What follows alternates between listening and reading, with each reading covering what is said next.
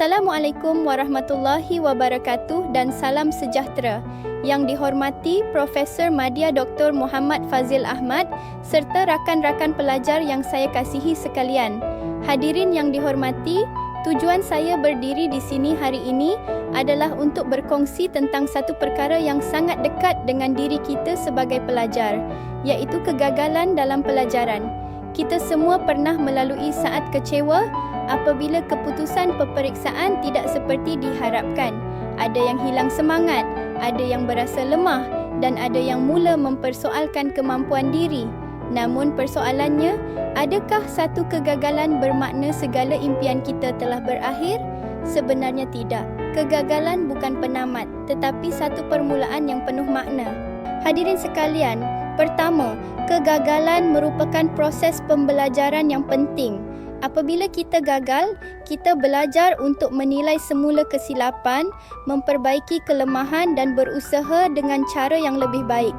Tanpa kegagalan, kita mungkin tidak pernah mengenal potensi diri yang sebenar.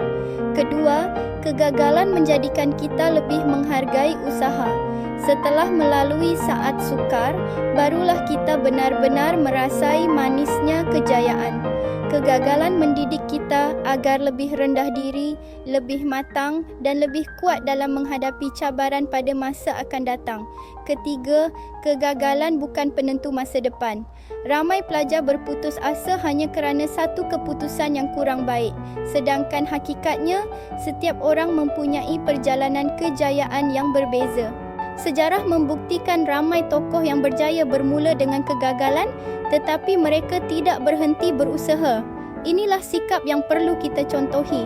Hadirin yang saya hormati, sebagai penutup, ingin saya tegaskan bahawa kejayaan bukan milik mereka yang tidak pernah gagal, tetapi milik mereka yang berani bangkit setiap kali jatuh. Jadikanlah kegagalan sebagai dorongan untuk terus melangkah maju, bukan alasan untuk mengalah. Saya berharap kita semua akan terus kuat, yakin pada kemampuan diri dan sentiasa berusaha sebaik mungkin. Terima kasih diucapkan kepada pensyarah dan rakan-rakan yang sudi mendengar ucapan ini. Semoga Allah memberkati usaha kita dan mengurniakan kejayaan di dunia dan akhirat. Sekian sahaja daripada saya. Terima kasih. Wassalamualaikum warahmatullahi wabarakatuh.